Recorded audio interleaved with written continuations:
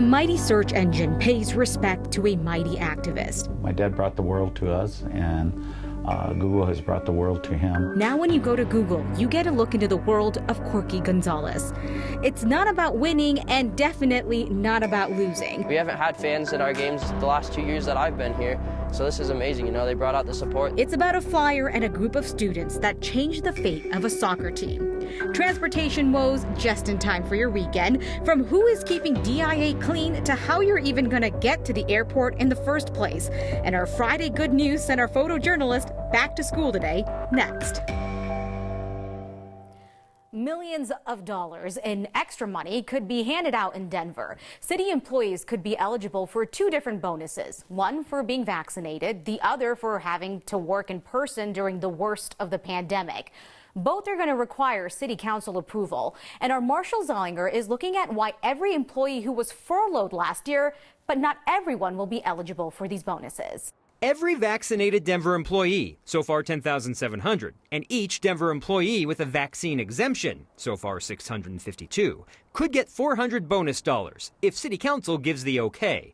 The proposal hit a roadblock 2 weeks ago with concern from Councilwoman Robin Kniech about giving free money to those exempt from the city's vaccine requirement. It was important that anyone else who was earning this bonus also was earning it by helping to prevent the spread of COVID. When the proposal comes back next week, it will require those exempt employees to upload the results of a COVID test every 5 days and wear a mask at work. For me, the fact that they have to prove their compliance, that they have these requirements related to COVID prevention, that they have to earn their bonus, makes this more equitable than the original proposal that we heard. Being tested every 5 days and wearing a mask are the same requirements those exempt employees must meet to keep their job while not vaccinated. You're also going to be subject to discipline, which could include 10 days of suspension and ultimately termination. So but you also would forfeit your right to that $400 payment. The city's Department of Finance will also pitch another bonus idea next week: hazard pay for employees who had to work in person between March and December last year.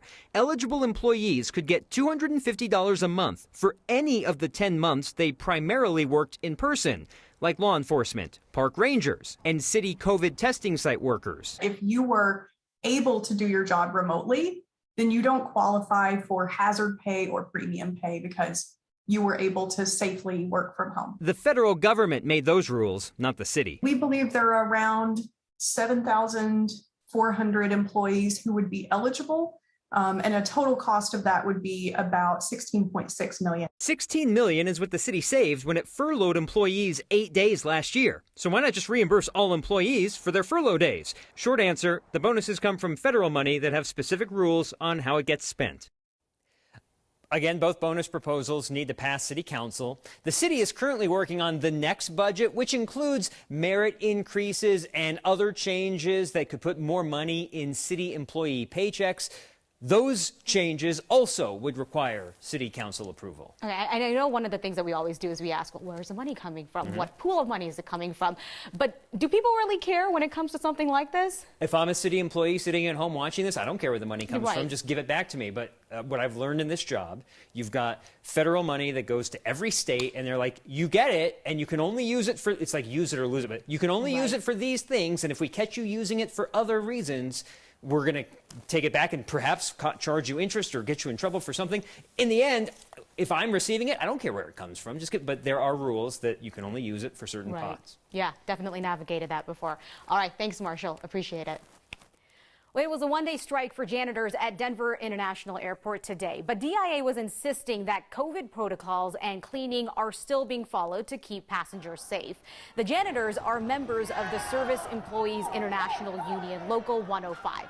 They're asking their employers, flagships, for better pay and working conditions. They are charged with cleaning and sanitizing areas inside the airport. So we asked the airport how they kept all of that going today throughout the strike. We know that our contractor is reallocating resources. So we do have people on site who are able to support with all of our facility needs, whether it's making sure the restrooms are up and running or our food areas are clean. So the protest will stop tomorrow morning so that negotiations can resume. But janitorial staff are ready to strike again if there is no agreement. DIA saying that they hope that both sides reach an agreement soon. So let's go ahead. Add a list here. So you are not going to be able to take the A line to DIA tomorrow. RTD is doing maintenance on the train to the Plains line. You can still take it between Union Station and the 40th Avenue and Airport Boulevard Gateway Parkway stops. There will be bus services to take passengers between 40th Avenue, 61st and Pena and the airport. RTD says full services will be resuming on Sunday. Today, we want to take a little bit of time to talk about what is being called as the green ceiling. We're talking about a lack of diversity in the conservation world and the fallout that we're seeing because of it. So the stats are just the beginning of the story here. We're talking about how environmental focused groups are 88% white across the country, according to a study by the University of Michigan. Local conservation groups saying across the country, diversity remains as low as 12 to 16% in these groups. They also said the same thing is playing out here in Colorado. The biggest hurdle that the conservation movement has to overcome is really its own history. Its history has not been inclusive. What are we losing by not having enough diversity within these organizations? Climate change, forest fires, wildfires, clear cutting, rapid growth, all that happened alongside conservation. So conservation has been in place this entire time, and yet these huge negative impacts are happening. And that's because we've limited who has access to the conversation about conservation. Leander Lacey, who consults with businesses on this very topic, said now BIPOC and LGBTQ plus youth, they're creating their own movement because conservation as a whole is just not catching up fast enough with their needs. Lacey said that there is some improvements when it comes to diversity, but also talked about the responsibility within these organizations to be critical of their culture. One thing he suggested is instead of saying we can't find enough diverse hires, ask why are more diverse candidates not as interested in them? If you think about the sheer number of people who use Google every day, you can imagine that that adds up to a lot. And today, when you go to Google, you're going to find that it's dedicated to a famous Chicano activist, Corky Gonzalez. A Brooklyn-based artist created the Google Doodle, along with other slides inspired by Corky's poem, Yo Soy Joaquin. Victoria de Leon talked to his son today about what all of this means to his family. 24 hours is long enough to bring in millions of clicks. I've clicked on it, 782 times. Today, a click on Google And so you can go to learn more, right? takes you inside the life of Rudy Gonzalez's dad, Rodolfo Corky Gonzalez. Look at him in all the flower of his youth. People across the country can learn about the Chicano boxer, activist, teacher, poet, and family man. Parts of it will be international, such as the blog. This project has been in the works since 2018. I'm Geraldine Gonzalez, wife of Corky Gonzalez. That's when Rudy first told his mom Google wanted to honor his dad. She was that lioness around, very protective of her beloved husband and her family. And her first comments were, well, it's about time. 56 years, and I supported him in everything he did. And my She family passed did. July 30, 2020. She was very excited to hopefully see this, but it is happening now, and I know they both see it. For the rest of us, Rudy hopes a click means millions of people will simply get to know his dad. He was an incredible spirit who walked among us, and somebody who,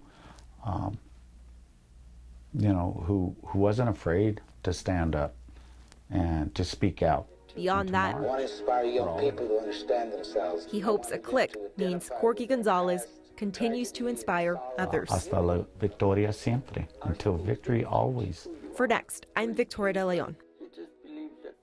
Google is not free of technical difficulties. The Doodle was down for a bit today. It is back up. Google said that they're going to be keeping it up for a longer amount of time. The blog, though, with the pictures, the audio files, the videos, that's also here to stay. We also have a link to that up on our website. If you know someone with a seriously sick child, you know it can be really hard to figure out the right thing to say, the right thing to do. Well, there is something we can do, and we're doing it this week through your Word of Thanks campaign. Here's Kyle with more on how you can help. I really appreciate what you're doing this week for the Baby Foundation. Our Word of Thanks micro-giving campaign recipient is a nonprofit in northern Colorado that helps families with sick kids cover their unmet medical expenses so they can focus on their family rather than their finances. Since Wednesday, you've raised more than $17,000 for the Baby Foundation. Their average gift to a family is about $5,000. So that's 3 more families that are going to get a phone call from the Baby Foundation telling them that their expenses are covered and they can focus on their child. Text thanks to 303-871-1491 to join me and a bunch of other Next viewers in giving to the Baby Foundation to relieve the minds of these families when they're going through so much. It kind of eats you. Like, you go to the same school and, you hear they don't have enough kids to play soccer. What's better than a ringer? How about 8 of them from one of the best wrestling teams in the state? And your Friday Good News Homecoming Edition. NEXT, you've got spirit, and so do we.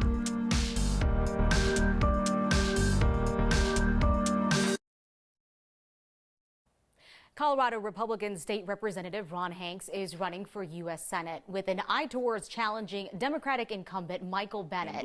Hanks filed the paperwork to run today. We called, left him a message, haven't heard back yet. He did make headlines, though, quite frequently this year. He was in Washington, D.C. during the January 6th insurrection.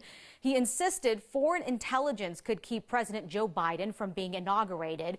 He also blamed Antifa for storming the Capitol, which was widely disproven by fact checkers, made a joke about lynching on the House floor, and then falsely alleged that the 3/5 compromise was not impugning anyone's humanity. Officially October 1st, but taking a look back to September 2021, now sitting in the books, the 3rd warmest September we have seen on record. And as we gear up for this weekend, temperatures start to climb yet again.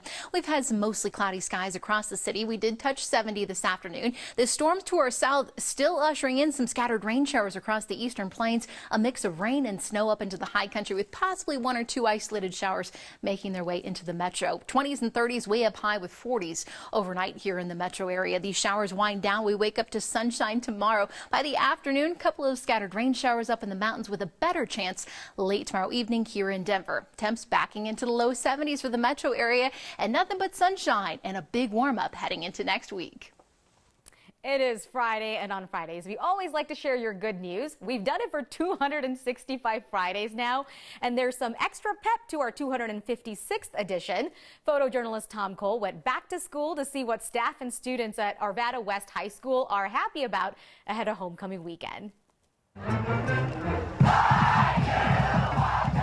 My good news is that I am so excited that we're able to have homecoming this year. Last year we didn't get anything, and so I think this year, just so many people are going to come because we're just ready to have some fun. 30 seconds. I'm really happy that we're back in school and we get pretty much a normal senior year. I'm dressed up as Thor in a toga. My good news is that we have had fabulous Colorado weather this week. A lot of our activities are outdoors for homecoming. My good news is that last night, actually, before our bonfire was Powder Puff, and my team, we've been playing Powder Puff since freshman year, and we won the championships. So that was super fun and just a fun way to kick off homecoming before the dance. My good news was I submitted my first congressional nomination application for the U.S. Naval Academy and Merchant Marine Academy last night. That was kind of hanging over my head, but I got it done, and I'm really excited for that. My good news is that I am able to work in a building that supports the arts as well as just student success, and it's a really lucky place to be when this profession is a hard place to be. I'm just happy that we get to have a normal marching band season. That's my good news. My good news is that I get to play soccer for high school with my best friends. My good news is that the homecoming dance is going to be really awesome. We so missed this last year, and it just builds school spirit. It just felt like school again. It felt normal. It just felt wonderful. May I I make a recommendation? This is where we're going to point you to something that's not ours, but we think is definitely worth your time. It's a really great opportunity to learn about how Colorado's landscape came to be. If you'd like to watch the full video with Ranger Nicholas, we're going to be posting a link to the video on the next Facebook page. I'm Ranger Nicholas, and I'm standing here on the Alcove Nature Trail in front of some really cool rock layers. The topic of today's video is the interaction between land and sky at Colorado National Monument. The question for today's video is one that's on a lot of our visitors' minds.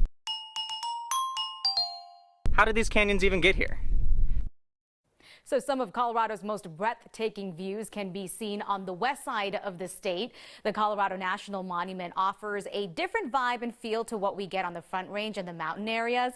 The National Park Service is offering people a way to learn about how the monument's most stunning features were formed. And again, you can catch that on our Facebook page. They've lost 90% of their games. Some of them don't even like playing soccer. But there's a reason schools are a bit intimidated by the Pomona High boys soccer team. They also came in with a big winning mentality since they've always won everything in wrestling, state championships and everything. That's next.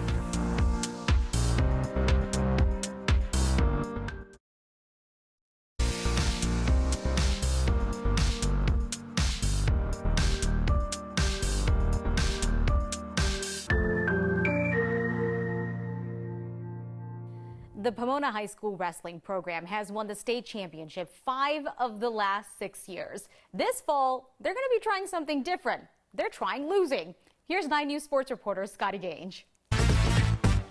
They've lost 9 of their 10 games. Things aren't as easy as they look. And they're the most feared team in our state. 1, 2, 3, family! I've never really liked soccer.